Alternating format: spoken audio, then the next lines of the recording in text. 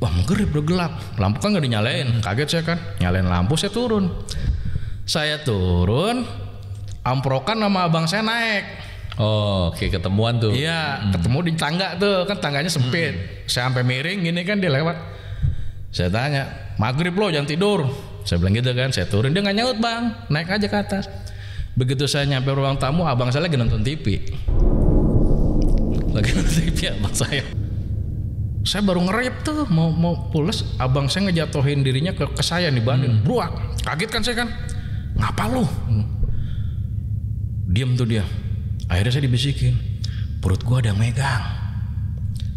Dia memang dari dulu mondar-mandir mulu, ntar di depan Alfa katanya. Saya dikata gitu kan, sedang, ya kan. Akhirnya pagi saya ngerokok di pos. Ya ntar kalau saya balik lagi totonya dia lagi gosok. Ya bener kan. Ya udah deh lu gantiin gue aja. Capek gue.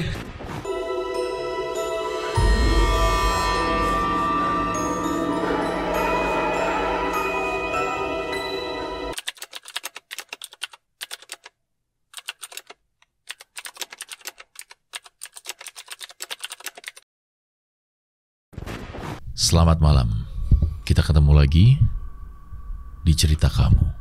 Gak enak. Malam hari ini nggak enak ya? Nggak enak lah, kita ulang lagi deh kalau gitu. Selamat malam, kita ketemu lagi ya. Cerita kamu bareng saya Arsya Subandrio. Dan malam hari ini saya kedatangan seorang tamu ya, narasumber yang mau cerita pengalamannya dia. Kebetulan narasumber ini namanya Bang Isom. Bang Isom, tos dulu dong kita. Ya. Sit, sedap. Jadi Bang Isom ini dulu di awal kita masih syutingnya di rumahnya Kecap ya, itu pernah datang ya, yang kita syutingnya outdoor ya. Nah, pernah datang, pernah cerita. Dah, sekarang dia mau cerita lagi pengalamannya dia yang disimpan memang hanya untuk Kimata. Betul. Bener kan? Betul. Nah, ini kejadiannya waktu lagi perang Vietnam kalau nggak salah kan? Iya. Ya. Jadi waktu perang Vietnam itu dia juga belum lahir kayaknya. Enggak. Bukan. Jadi kejadian ini ada di rumah masa kecilnya Bang Isom. Betul. Betul kan? Betul. Dan itu lokasi rumah lu tuh di mana sih, Bang? Cipinang Muara. Muara 3. Lu tinggal dari situ dari tahun berapa? Dari Orok sih. Ada tahun 80-an. 78. 78 lu. Lu lahir 78. 78. Gue pindah ke daerah Pondok Bambu tahun 80. 80-an. Dulu sering bolak-balik ya lewat Cipinang Muara dan sekitarnya. Iya. Gitu. Nah, kejadian-kejadian itu sampai sekarang masih lo inget karena masih berbekas banget ya. Iya. Nah, kira-kira gimana ceritanya? Yuk kita dengerin ini ceritanya. Pokoknya yang saya inget ya, itu kejadian saya kelas 4 SD. 4 SD, yes. 4 SD. Saya kan sekolah SD-nya kan di SD 014. Gitu ya. Ya.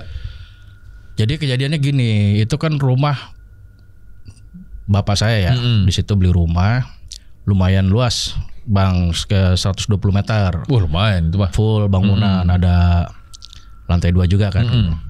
Nah, dari pertama pembangunan aja dulu saya diceritain nih sama bapak ada gitu ya, waktu penggalian pondasi aja awalnya itu nemu kayak kain kafan. Buset. Awalnya kayak nemu kain kafan. Jadi tukangnya kan masih saudara tuh, saudara mak saya ya. Lagi gali pondasi nemu tuh, ini apaan? Dirorot tuh, Bang. Dirorot kok panjang. Udah lusuh coklat gitu. Pikir-pikir tapi nggak bau bangkai, nggak apa gitu. Cuman udah saking lamanya kali ya gitu. Tapi kira-kira kalau kain putih begitu apaan? Mikirnya kan kain kafan ya. Iya. Digali-gali kali ada tulang gitu ya, nggak ada. Nggak nemu. Cuman kain itu aja gitu. Jangan-jangan tutupan di pecel lele. Nah, bisa jadi. Nah, singkat cerita udah jadi rumah nih, ya kan, udah jadi rumah. Baru terpindah tuh. Termasuk saya semua udah pindah, anak-anak gitu kan. Nah, kejadian horornya gini. Ini umur saya SD kelas 4. Udah ngerti lah ya kayak gitu. Kejadian pertama itu jadi kan emak saya kan dulu tukang jahit, Bang ya, tukang jahit gitu kan. Nah, jadi rumah sampingnya tuh kayak toko. Di toko itu ada kebetulan buat tempat sanyo. Oke. Pompa air kan digali ditutup gitu ya, ditutup. Tempo-tempo bapak saya, mama saya tuh sekitar jam 2 pagi, siang, pagi.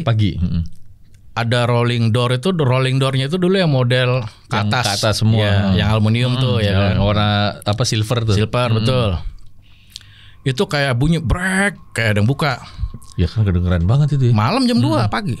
Nah, mak saya sama bapak saya ini, saya di kamar sama abang saya di kamar yang nomor 2. Ngintip, saya keluar kamar, sama bapak saya lagi ngintip dari ruang tamu, kan ada kayak jendela arahnya ke toko itu ya gitu kan. Diintip, dia ngelihat ada orang masuk ke lubang air itu bang. Lubang sanyo masuk. Jadi dibuka tutupnya benar-benar masuk gitu. Buset. Jadi begitu kata bapak saya, itu orang apa, maling apa gitu kan, jangan keluar, pintu dapur itu dikunci. Jadi kalau bisa masuk, buka pintu toko, muter ke dapur, bisa masuk ke rumah. Gitu kan, dikunci tuh udah buru-buru. Sampai kagak tidur bang, ditungguin. Takutnya tuh emang orang keluar gitu. Dia ya takutnya keluar.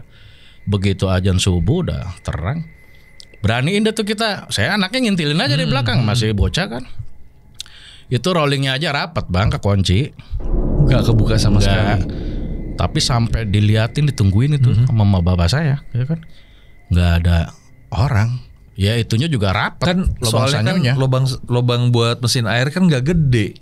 Itu adalah bang, setengah meter, semeteran ya, semeter kali semeter kan. Iya, ada, udah gitu ada tutupnya besi juga. Iya, kan, gitu kan. Semeter kali semeternya segini nih, kira-kira semeja ini. Iya, bujur sangkar nih. Iya, dikasih plat bordes kan atasnya gitu kan.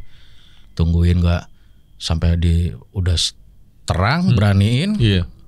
Rollingnya kekunci, itunya juga sanyonya ketutup. Dah tuh ya.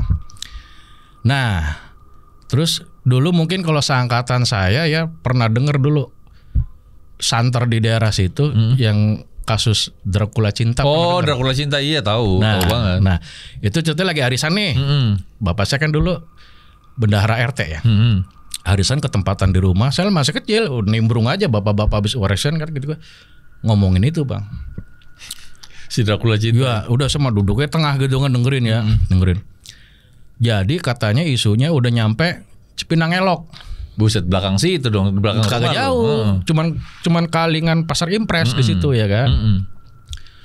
Ini kata bapak-bapak nih, Dracula Cinta ini udah nyampe Cipinang Elok, korbannya banyak, tapi yang diincar perempuan ya. Waktu itu kan heboh tuh. Betul. Tahun itu 80-an ya gitu kan.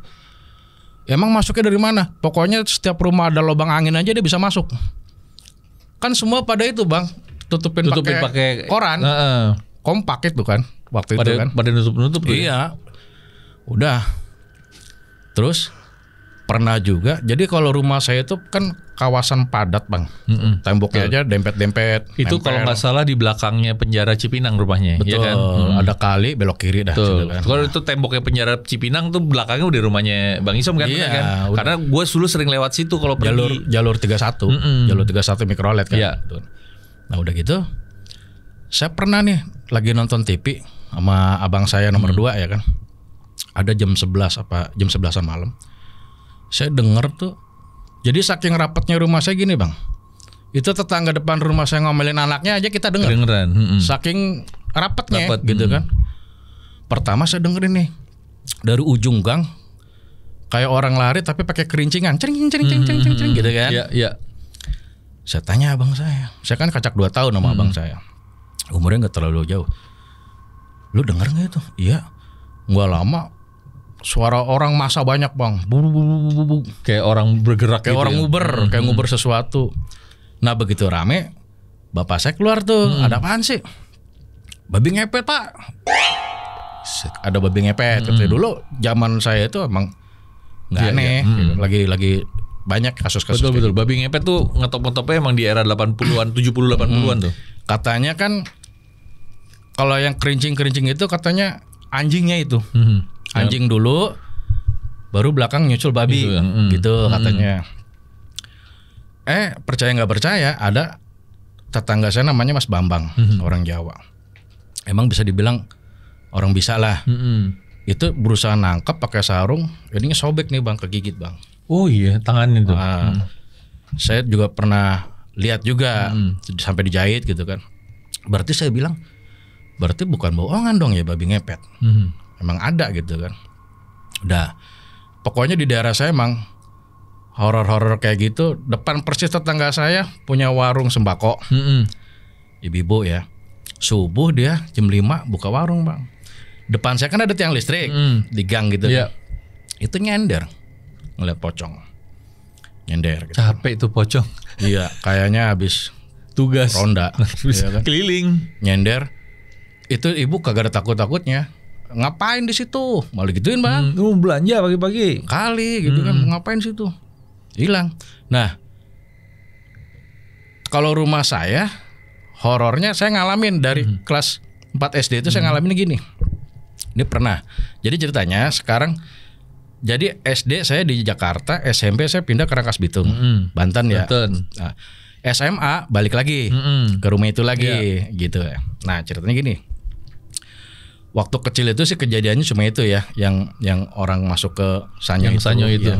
Nah setelah saya lulus SD pindah ke Rangkas Bitung, dikontrakin. Adalah orang Batak apa orang mana, apa orang Flores, pokoknya orang seberang ya. Ngontrak di situ bang.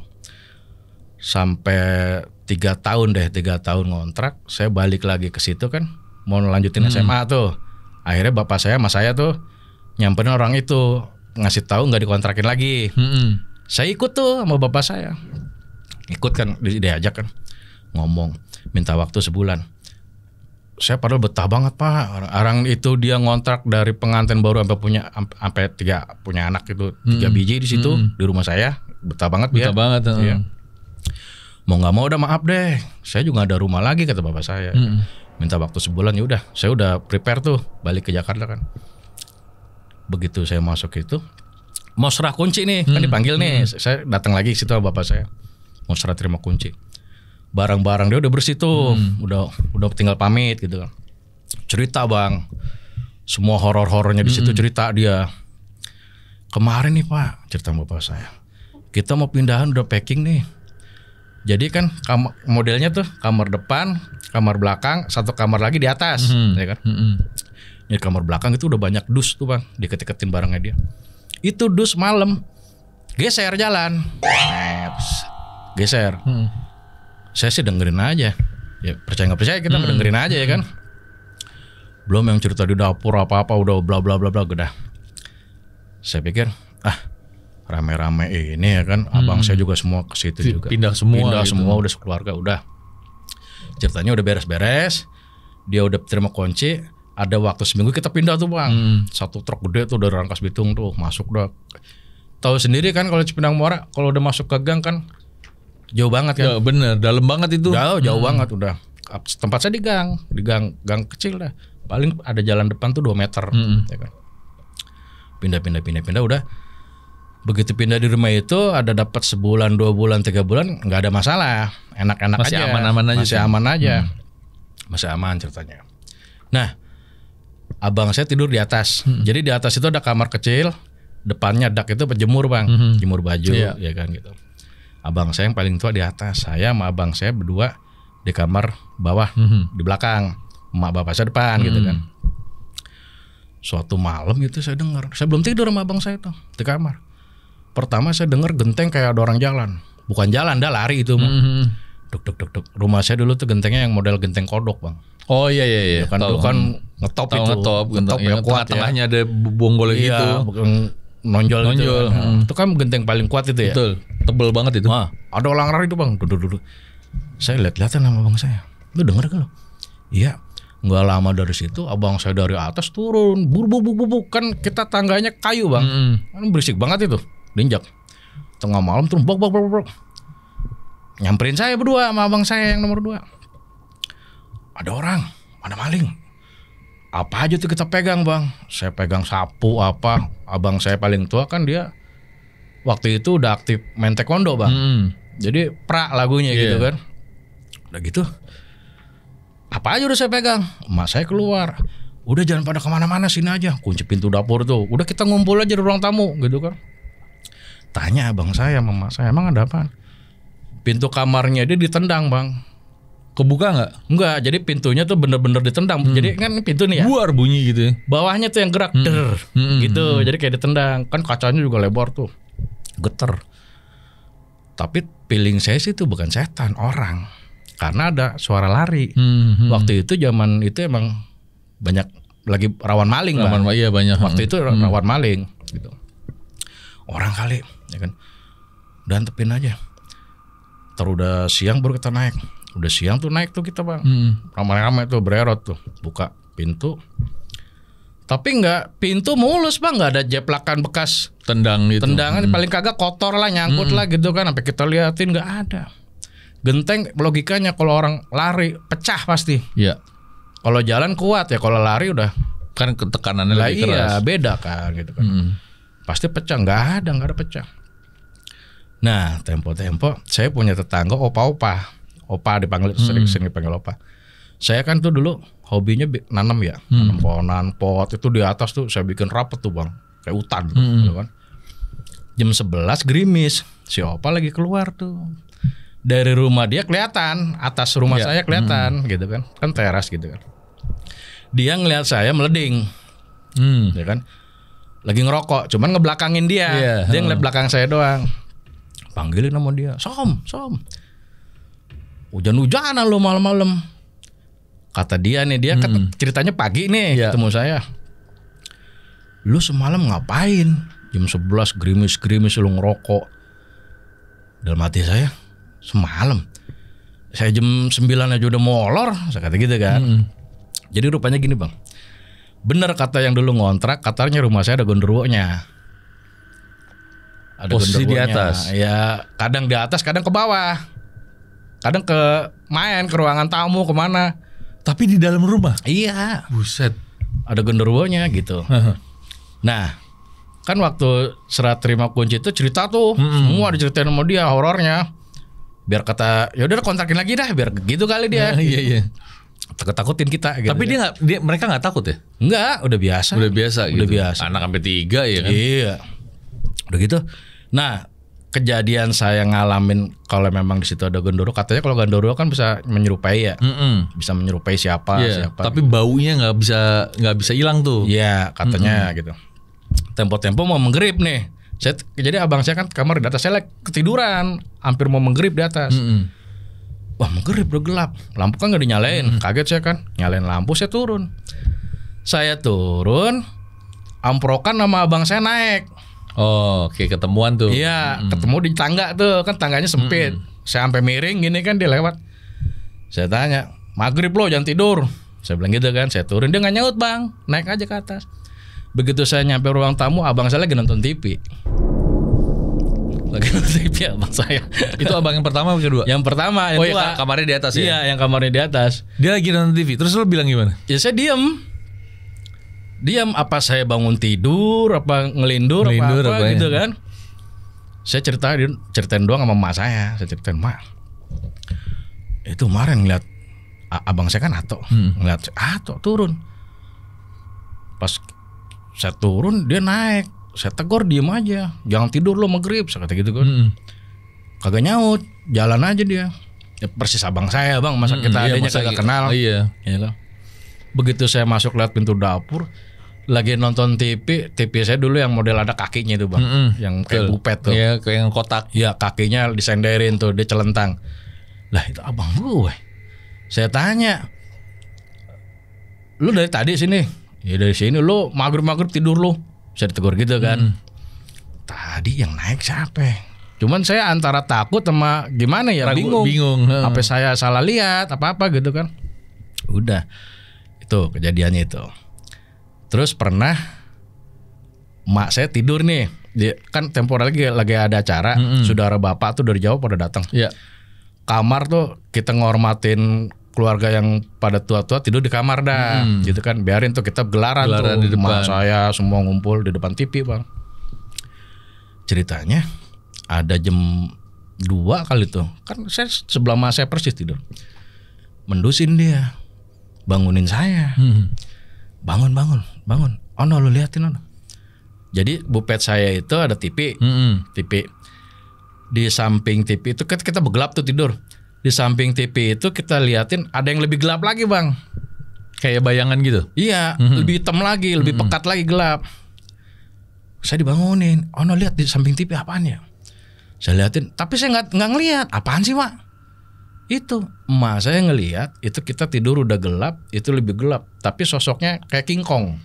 Jadi kelihatan kayak siluet ya? Bukan siluet itu mah nyata. Kayak jelas banget. Jelas kayak King Kong. Diri, samping TV. Nah, pagi-paginya cerita sama bapak saya. Pak, semalam mah ngeliat King Kong katanya Pak. Di samping bupet kan, itu mah gue tiap malam lihat. Kata bapak saya kan orang Jawa bang. Orang Jawa. Dia tiap malam ngeliat ada itu. Kalau gue mendusin ke kamar mandi pasti lihat. Karena sama bapak saya tembak samping bupet kan. Udah diem lah saya digituin ya kan. Ya lu nyokap soalnya ngeliatnya di situ bener. Ya kan saya ditunjukin lu lihat ya. Apaan sih Mak? Oh no. Monyet apa kata mau saya gitu. Tapi saya nggak ada rasa merinding, nggak ada apa. Udah tidur aja lagi. Nah, saya aduin ke bapak saya, jawabnya begitu. Gak apa-apa itu mah, emang dari dulu di sini. Buset, ya kan? Dia sekeluarga kayak udah biasa banget. Iya, udah kayak biasa, udah kayak CS gitu. Nah, saudaranya yang dari Jawa, pasti kan orang Kebumen ya. Ada ponakannya dia tuh. Tidur di kamar saya di belakang. Kesurupan bang. Kesurupan katanya. Nah, pas bapak saya pulang kerja. Itu Pak Le lah, kalau ke saya mah Pak Le. Ponakannya bapak saya, berarti saya ke dia apa tuh? Sepupu. Iya kali. Kan. Kesurupan tuh bang, mau maghrib. Kesurupan, tanya bapak saya, ini siapa? Lain kali permisi dong, ngomongnya begitu. Kayaknya marah gitu kan, permisi dong gitu. Ya udah ini keluarga udah nggak usah ini masing-masing aja. Ngomong gitu doang aja udah sadar gitu kan. Kamar belakang emang rada-rada bang. Di kamar lo itu ya? Ya, hawanya emang nggak pakai AC, tapi adem, dingin. Romanya sih tempat si Wo itu di situ, ya kan, adem gitu. Dah, itu kejadian kalau yang saya ngalamin. Terus emak saya jam 2 lagi dia jahit lagi bang, emang kerjaannya dia hari-hari. Dia buka gitu. Lagi, jahitan lagi. Cuman gak buka toko. Dulu sambil dagang kan, sekarang khusus jahit aja. Nah ceritanya ada jam 1, emak gue masih jahit aja geredek gitu. Saya paranin tuh, Mak malam, terdomelin orang loh, tanggung, kata emak saya. Ya udah, saya balik lagi tuh nonton TV, ya kan. Nggak lama, perasaan saya kagak enak, ya kan. Saya balik lagi tuh ke emak saya, masalahnya gini bang, kok mesin jahit berhenti? Oh iya, tadi masih bunyi, iya, ya kan? Tadi ngegas mulu kan, der gitu kan. Kok berhenti nih? Saya paranin dong. Emak saya lagi pucat, gemeteran gitu ya, kayak keringet dingin gitu ya. Saya colek, Mak ngapa? Astagfirullahaladzim. Bangunin, kan duduk dia. Bangunin Mak, bangunin. Saya bangunin, saya tuntun bang, sampai ke ruang tamu. Saya minum air kan, minum air. Kenapa Mak? Tadi kan lu suruh berhenti tuh. Iya. Jalan ke dalam tuh nggak lama tuh, Mak dengar suara bang. Jadi suaranya itu di samping rumah saya persis, di luar. Iya. Yang dekat mesin air. Enggak, mesin air kan di dalam. Oh, di luar rumah. Di luar rumahnya. Di luar rumah. Di luar tempat emak saya ngejahit itu, ruangan itu.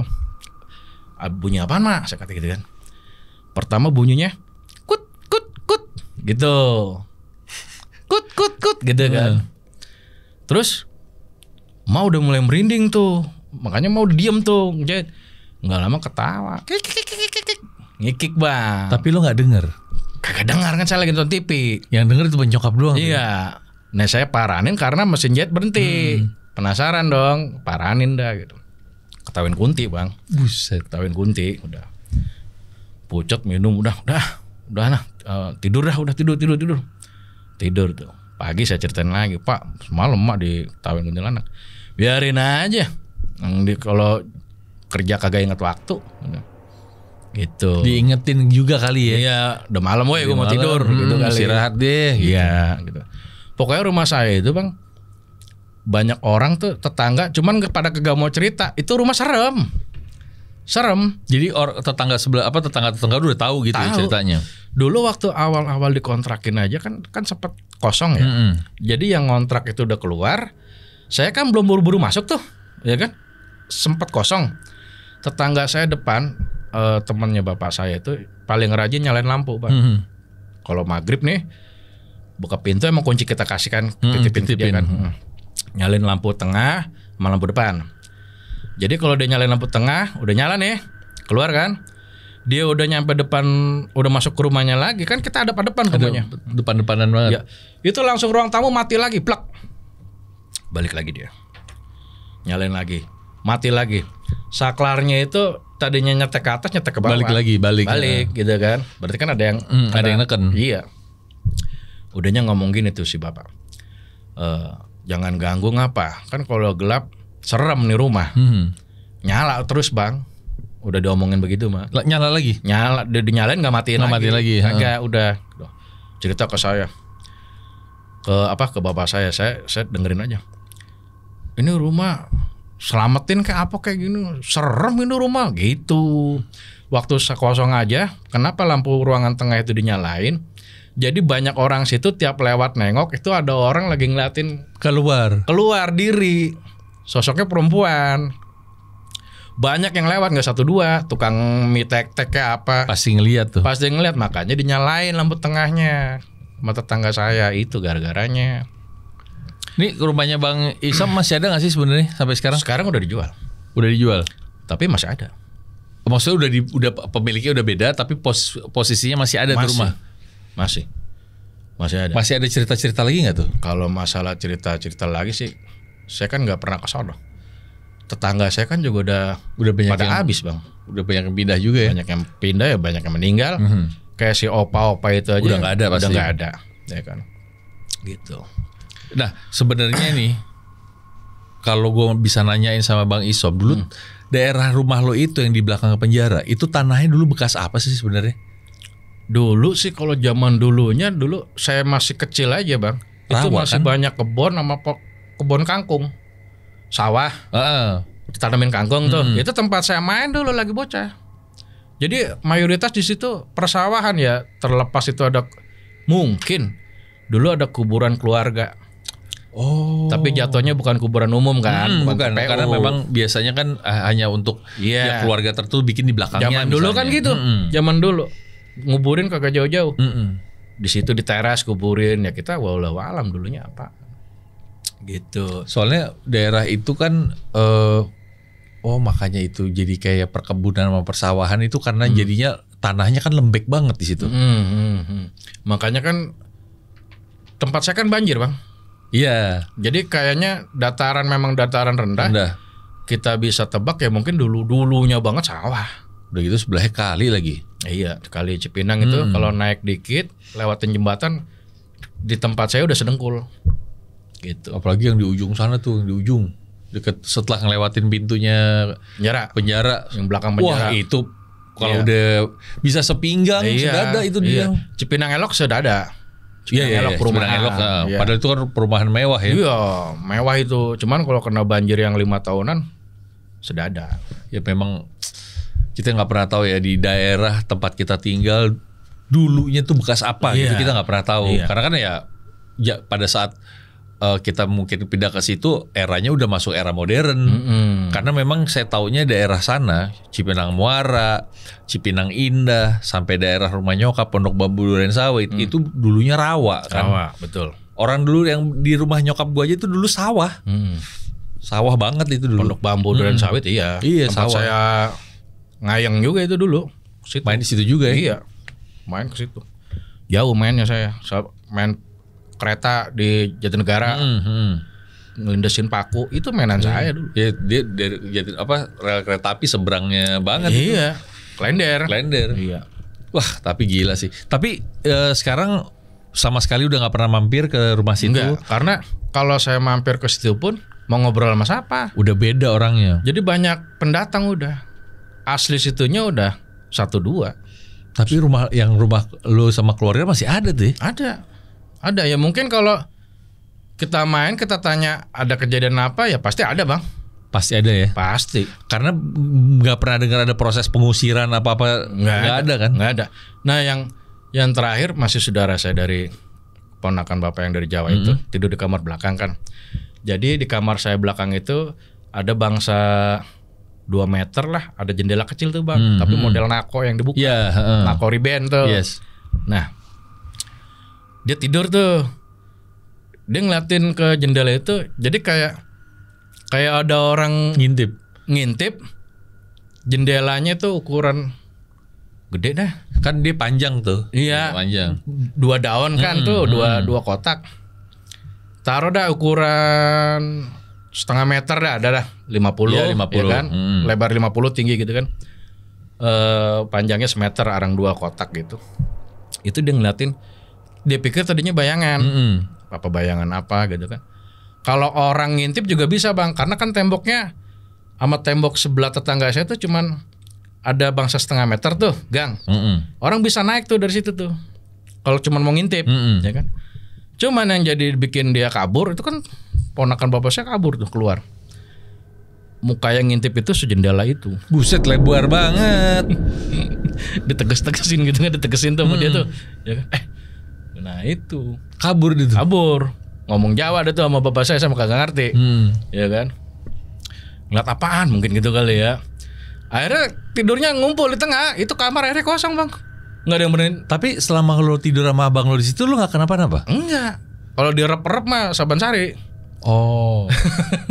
Jadi kalau direp-rep nih, akhirnya bapak saya nanya ke Kiai, kan kita tempat tidur berdua nih bang. Kalau nggak mau direp-rep tidurnya, atau pala ke sana atau pala kemari. Berlawanan jadi. Berlawanan.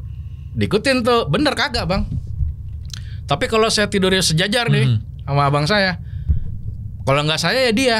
Gantian aja. Iya, arang pernah tempo-tempo.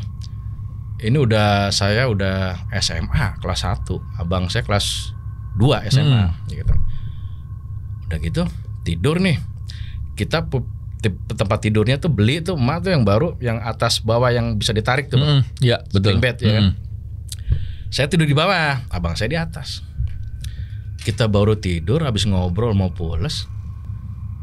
Saya baru ngerayap tuh mau pules, abang saya ngejatuhin dirinya ke saya nih, banin bruak. Kaget kan saya kan. Ngapa lu? Diam tuh dia. Akhirnya saya dibisikin, perut gua ada yang megang. Perut abang saya ada yang megang bang, cuman dingin. Cuman dia nggak berani melek. Bener diraba. Jadi dia kan pakai baju tuh, kaos ya. Kaosnya keangkat. Bener-bener diraba, terus dingin dia bilang. Tangan apa kerasanya dingin. Iya dingin, tangannya itu dingin. Makanya dia nggak berani melek, langsung ngejatuhin badannya dia ke saya. Makanya saya bangun. Ngapa lu? Masih sore bang, jam 11-an. Itu langsung. Kita kalau tidur kan emang matiin lampu. Betul. Jadi dari ruang tamu udah cukup ke dalam tuh, lewat angin-angin kan. Udah cukup lah buat tidur. Kalau terang saya nggak bisa tidur. Gitu. Kata abang saya, udah nyalain aja dah lampunya dah. Lu sih begelap mulu kan. Udah nyalain dah. Saya tutupan aja pakai bantal mata saya, baru bisa tidur gitu. Akhirnya waktu itu ya bang saya nggak mau tidur di atas. Padahal kan di bawah nih. Maunya di bawah berdua, umpel-umpelan udah, ya kan? Ya tempat tidur nomor 3 kan kecil bang. Kalau berdua kan, ya kan? Udah, gue nggak mau naik di atas lah. Tapi itu lu jadinya udah biasa ya selama tinggal di situ ya? Biasa. Nah, kapan terakhir Bang Isom ngerasain pengalaman horor di rumah itu? Terakhir, begitu udah saya kelar SMA nih, bapak saya kan punya rumah lagi di hutan kayu. Pindahlah kita lagi ke sono, sempat pindah. Akhirnya saya nikah, rumah itu akhirnya dijual. Itu kan sebenarnya rumah jatah saya. Yo sebenarnya. Saya pikir gua banjir di sini, malas di gang juga ya kan. Pindah aja deh Bekasi ya. Ya alhamdulillah jual rumah itu, dapat di Bekasi lebih gede lagi bang. Oh oke. Untung dah namanya, gitu kan, untung dah. Udah dari Orok juga saya di situ, ya kan. Pindah ke Bekasi, sekarang ke Bekasi. Gitu. Jadi terakhir itu ya sebelum. Terakhir dari saya pindahan itu nggak ada kejadian lagi sih. Tapi sebenarnya lo kangen nggak sih sama kejadian-kejadian gitu, Bang Isom? Saya mah kejadian. Sekarang kan saya juga di Bekasi kan usaha saya laundry bang. Saya yang gosok aja. Jadi gini. Kalau sama yang hal-hal kayak gitu saya ya, Yang goib-goib ya. Yang goib-goib ya. Saya gosok bang, lagi gosok nih. Tukang gosok saya nggak masuk keteter kan. Kepaksa dah gue turun tangan. Gosoknya saya malam bang, jam 2. Jadi persis depan ruko saya tukang gorengan. Itu cewek nyender bang jam 2. Di gerobaknya? Sebelah gerobak. Saya pikir apa nunggu Grab. Ini kan. Kan kacanya kelihatan tuh. Saya lagi gosok kan. Wah kaca gitu. Kayak gitu mas saya udah sering bang. Kalau ngeliatnya kayak gitu. Nah kang gorengannya udah pulang? Udah pulang. Udah kosong ya? Jam 2 pagi. Kirain dia masih jualan. Yang beli siapa? Tapi yang ngaco juga sih ya. Nah, iya, saya liatin tuh dari belakang tapi nggak ngeliatin muka bang. Rambutnya panjang gitu kan. Saya pikir nunggu Grab. Nah begitu saya lihat lagi udah kagak ada, saya keluar tuh ngadem gua ngerokok. Jadi depan ruko saya laundry itu persis kan perumahan bang. Cewek saya kan security situ kan ngobrol. Pak tadi ada cewek kesini nggak? Cewek mana loh? Ada cewek, romannya cakep tuh, rambutnya lurus gitu kan. Lu lihat di mana? Itu di samping gerobak depan ruko saya. Dia mah emang dari dulu mondar-mandir mulu, ntar di depan Alfa katanya. Saya dikata gitu kan, sedang, ya kan. Akhirnya pagi saya ngerokok di pos. Ya ntar kalau saya balik lagi totonya dia lagi gosok. Ya benar kan. Ya udah deh lu gantiin gue aja, capek gue. Iya. Oh berarti saya dong saya kata gitu. Dia apa lagi bajunya merah ya? Bajunya merah ya? Bajunya merah betul. Iya, ya? merah. Merah bang bajunya. Itu si manis jembatan penyeberangan kali. Nunggu Grab. Iya, mau pulang ke Ancol. Nah, begitu saya ceritain saya udah tahu itu kayaknya setan, enggak berani balik saya ke ruko. Saya keluar tuh jam 3 tuh nemuin security. Sampai asola baru saya balik ke ruko. Itu aja mirit dulu mau masuk. Mana ada gak nih? Ada gak nih? Tapi lu sampai sekarang lu tetap masih suka sampai jam 2 pagi gitu gak sih? Ngerjain. Oh iya, sampai subuh. Kelar sholat subuh baru tidur saya bang. Oh iya makanya lo tadi bilang sempat cerita ya sebelum kita mulai. Iya. Lo tidurnya tuh pasti pagi. Pagi.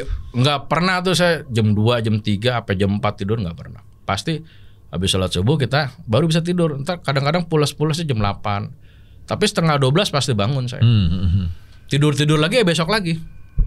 Ya besok paginya lagi. Iya. Begitu. Buset. Begitu saya. Jadi sehari tuh 4 jam dah saya tidur. Paling banyak. Dan kadang-kadang ditemani oleh si baju merah itu. Nah. Tapi si satpam bilang emang hari-hari tuh lewat situ mulu gitu. Di ruko saya nih bang. Sebelum saya di situ kontrak. Dari tukang jahit pertama hitungan 2 bulan cabut. Pernah diisi sama tukang bubur. Bubur kacang hijau. Iya. Nggak nyampe hitungan lama cabut, ya kan. Terakhir saya yang ketiga ngisi. Nah, sebelum saya ada tukang nasi Padang sebelah saya persis. Ngontrak di ruko saya buat tempat tidur. Akhirnya belum nyampe seminggu pindah bang. Bela-belain tidur di rukonya dia. Rukonya dia yang sambil jualan nasi Padang, ya kan. Begitu saya ngisi dia nanya malam-malam. Saya ngisi udah 2 hari tuh. Pak kalau malam nggak balik? Ya kalau keteter gue nggak balik. Tidur sini? Iya. Sendiri? Iya. Bengong deh bang. Ada ganggu nggak pak? Ganggu gini? Ganggu apaan? Padahal ada bang. Saya kagak cerita. Saya pancing dulu, lo cerita dulu. Cerita apa baru gitu? Ntar gue ceritain gitu kan. Sama nggak nih? Gitu kan. Wah dia diganggu yang anaknya nggak bisa tidur kan ada anaknya kecil umur 5 tahunan tuh. Kalau malam nggak bisa tidur. Gegayangan aja begitu kan, nangis. Ceritain tuh dia yang begini. Itu di kamar mandinya kan ada ceweknya bang. Kayak gitu. Rukonya kecil bang, cuma lebar 4 meter. Iya. Panjangnya 6 meter. Kecil kan? Kecil gitu. Kalau ada kamar mandinya tuh cerita. Itu kan ada ceweknya bang. Makanya saya nggak nyampe seminggu, istri saya mau kencing malam jam 2. Begitu buka kamar mandi nyalain, cetek. Ada cewek lagi jongkok di sebelah ember. Cuman ngebelakangin. Tapi wujudnya cewek. Teriak tuh bininya bang, orang Padang kan. Teriak, "Rancak bana," katanya. Udo gitu kan. Ya kan. Iya. Udo di mana gitu kan. Itu langsung besoknya pindah nggak nyampe seminggu. Udah mendingan tidur di sebelah aja. Nggak lama saya isi tuh. Udah kan. Oh gitu, serem ya cewek. Terus apa lagi? Cerita lagi. Nah, ini mau saya ceritain sekalian nggak nih? Seremnya. Seremnya boleh deh. Boleh. Seremnya nggak apa-apa. Sekalian. Nih, saya di ruko merek kucing bang. Perempuan kucingnya. Gitu kan. Betina ya. Betina. Udah gitu, emang saya itu gara-garanya kucing gembel bang, lagi kecil nyebrang mulu, saya kesian kan tuh ketabrak, saya pungut sampai sekarang. Udah Masih ada tuh ya? masih ada sampai sekarang ada. Ini saya kemarin deh jagain ruko, ya kan. Udah gitu, namanya toleng kan, nurut banget. Jadi saya ada gitar kayu, saya taruh di bangku. Saya gosok nih bang, saya lagi gosok, itu senar kayak deng bunyi. Iya. Kan? Saya pikir, wah kucing nih nyakar kan suka kebetot kayak gitu, dicakar-cakar, rusak nih gitar gua nih. Saya paranin, saya sampai omelin, saya sambil gosok saya omelin, hus, saya bilang gitu kan biar dia kabur kan. Bunyi sekali doang, saya longok. Nah saya sambil gosok saya ingat, perasaan gitar nggak ada senarnya deh. Saya paranin kan, emang kagak ada senarnya bang, emang udah saya copotin mau saya ganti senar baru. Itu tapi bunyi gitar deng. Akhirnya saya keluar tuh. Biasa saya kalau udah galau, mending keluar aja. Pos security ngobrol, ngilangin galau dulu ya kan. Tapi kalau udah takutnya udah hilang, berani lagi saya bang. Balik lagi. Orangnya gitu saya. Sampai sekarang tuh lo begitu juga sama? Iya. Ini orang nih cerita serem nih. Saya paling takut bang. Tunggu dulu sejam aja. Suruh tidur kuburan juga berani saya. Tapi kalau lagi diceritain takut. Wah gila. Tapi ini ya lo sampai sekarang tuh ruko masih ada dan lo masih laundrynya masih jalan, aman-aman aja nih sampai sekarang. Alhamdulillah aman ya. Iya. Berarti cocok tuh sama lo. Ada lagi kejadian nih, lebih seru lagi. Apaan tuh? Ada ibu langganan saya nyuci bed cover bang. Nyuci bed cover biasanya sehari jadi. Emang saya lagi segen banget ya. Kagak saya kerjain tuh ada 2 hari tuh. Gue lagi segen banget nih. Gosokan lu banyak keteter. Udah kan, tukang setrika saya kan begitu. Galau dikit kagak masuk. Berantem dikit sama cowoknya nggak masuk. Giliran masuk video callan mulu, kagak semenggah jadinya kan. Ini bener. Ya kan. Udah gue turun tangan dah, gosok. Ibu-ibu nelpon saya, Mas bed cover saya udah berapa tahun? Domelin saya kan. Biasanya sehari. Besok pagi deh bu ya. Padahal belum saya cuci bang. Besok pagi dah ya. Bener ya anterin. Iya. Pagi-pagi saya cuci bang. Masukin mesin pengering kan langsung kering. Iya. Semprot packing kan. Pagi bener tuh, sebelum jam 9 saya mau nganterin bang. Sebelum saya nganterin, pagi dia kan tahu saya tidur di ruko, digedor rolling, dek. Kan rolling saya buka separuh, ada kacanya kan, kaca sliding kan. Saya ngintip tuh bang, wah bener dia.